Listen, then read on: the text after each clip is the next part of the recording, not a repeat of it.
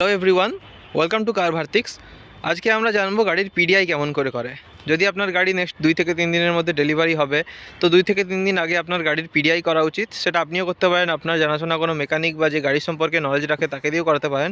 কেননা গাড়ি এরকম হিউন্ডাই স্টক ইয়ার্ডে দাঁড়িয়ে থাকে, তো এই সময় গাড়ির মধ্যে যদি কোনো স্ক্র্যাচেস বাগেরা থাকে বা কোনো ইঁদুর টিঁদুর ঢুকে যায়, তো এইগুলো আপনাকে দেখে নিতে হবে প্রপারলি। তো পিডিআই করার সবার প্রথম নিয়ম হলো আপনাকে গাড়ির বাইরে থেকে ঠিকভাবে দেখতে হবে এই যে পেন্টিংস বা বডি লাইন্সগুলো আছে, এগুলো প্রপারলি মেনটেন হচ্ছে কিনা সব জায়গায়। যদি এধার ওধার লাগে তো আপনাকে বুঝতে হবে কোথাও না কোথাও প্যানেল রিপেন্টেড হতে পারে বা প্যানেলে কোনো খুঁটিনাটি কাজ করা হয়েছে, তবে গিয়ে এই পেন্টিং লাইন বা বডি লাইনগুলো ম্যাচ করবে না। তাছাড়া আপনাকে হেডলাইট দেখতে হবে যে এখানে কোনো স্ক্র্যাচ বাগেরা হেডলাইটে বা কোনো ক্র্যাক আছে কি না। নিচে বাম্পার যে সেকশান, বাম্পারের এই কর্নারগুলো আপনাকে নজর দিতে হবে যে কর্নারে কোনো ধরনের স্ক্র্যাচ আছে কি নেই। ডিআরএল দেখতে হবে এখানেও কোনো ভাঙাভুঙি আছে কি না।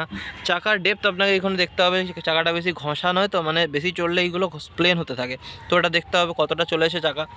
বাকি সাইড প্রোফাইলও এরকম কর্নারের যে ফেন্ডারগুলো হয় বা ডোর প্যানেলের যে কালার ফ্লো, যে লাইট এখানে রিফ্লেক্ট হয়, সেই লাইটের রিফ্লেকশানগুলো আপনাকে প্রপারলি চোখ দিয়ে দেখতে হবে যে প্রপার রিফ্লেক্ট হচ্ছে কি না। যদি কোনো ডোরের কালার আপনার আলাদা লাগে, ধরুন এইখানে কালার একটা, এইখানে কালার একটা, বা এইখানে একটা আলাদা কালার আপনি দেখছেন, তো তৎক্ষণাৎ ডিলারে বলতে হবে আপনাকে। কেননা কখনো কখনো কী হয়, এইসব প্যানেলগুলো ভেঙে যায় বা স্ক্র্যাচের জন্য রিপেন্ট করা হয় ডিলারের তরফ থেকে, তো সেগুলো আপনাকে নজর দিতে হবে প্রপারলি। এখানে কোনো স্ক্র্যাচ বাগেরা আছে কি না সেগুলোও দেখতে হবে গাড়ির। ঠিক সেরকমই পেছনে এসেও আপনাকে টেল ল্যাম্প প্রপারলি দেখতে হবে, কোথাও ভাঙাভুঙি আছে কি না। বাম্পারের এই যে কর্নারগুলো, এখানে গাড়ি বেশি স্ক্র্যাচ খায়, তো এই সমস্ত পোর্শনগুলো আপনাকে দিনের আলোয় ভালো করে দেখতে হবে। কখনও সন্ধ্যাবেলা পিডিআই করবেন না, এতে আপনার চোখে ধোকা যেতে পারে কখনো কখনো, তো এই সমস্ত জিনিসগুলি নজর রাখতে হবে। সেমভাবে আপনাকে এদিকেও দেখতে হবে। তারপর আপনি গাড়ির ভেতরে বসবেন, গাড়ির ভেতরে বসে যে ইলেকট্রনিক কন্ট্রোলস আছে সেগুলো আপনাকে প্রপারলি নজর দিতে হবে। যেমন পাওয়ার উইন্ডো আছে, এখানে ফ্রন্ট যে দুটো পাওয়ার উইন্ডো, সেটা আপনি দেখবেন যে প্রপারলি কাজ করছে কি না। নেমে গেল, এই উঠে গেল, তো কাজ করছে। পেছনের দুটো আপনাকে চালিয়ে দেখতে হবে যে পেছনের দুটো ঠিক করে কাজ করছে কি না, তো এগুলো প্রপারলি কাজ করছে। এরপর আপনার গাড়ির ইগনিশন যে সুইচটা আছে, ইগনিশন সুইচ অন করে আপনাকে দেখতে হবে এখানের সব ইলেকট্রনিক কন্ট্রোলস চলছে কি না, তো সেগুলো আপনাকে প্রপারলি দেখে নিতে হবে। নিচে প্যাডেল যেগুলো আছে, এক্সিলেটার, ব্রেক, ক্লাচ, এটা এক্সিলেটার, এটা ব্রেক, এটা ক্লাচ, তো এগুলো আপনাকে প্রপারলি প্রেস করে দেখতে হবে হার্ড না সফট না কেমন লাগছে সব কিছু আপনাকে দেখতে হবে। এটা হচ্ছে গিয়ার বক্স, এখানে আপনি স্ক্রিন পাচ্ছেন না কারণ এটা বেস ভেরিয়েন্ট, তো এখানে আপনি রেডিওর কন্ট্রোল বাগেরা দেখতে পাবেন। এইসব বাটনসগুলো ঠিকঠাক কাজ করছে কি না দেখবেন।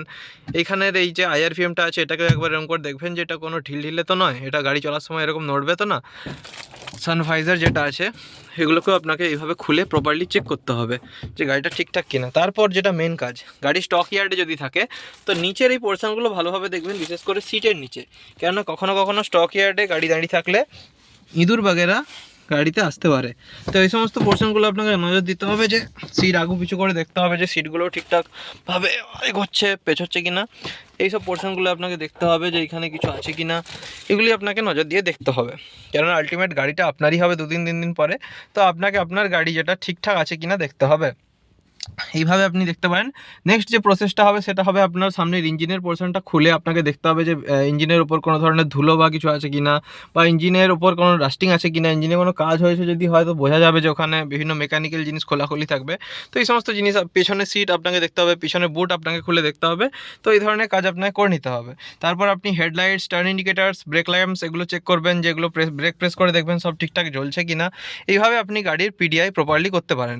এবং এই ধরনের আরও ইম্পর্ট্যান্ট তথ্য পাওয়ার জন্য আজই কার ভার্টিক্স আমাদের ওয়েবসাইট দেখতে পারেন, এখানে আমরা পেড পিডিআই সার্ভিস প্রোভাইড করি।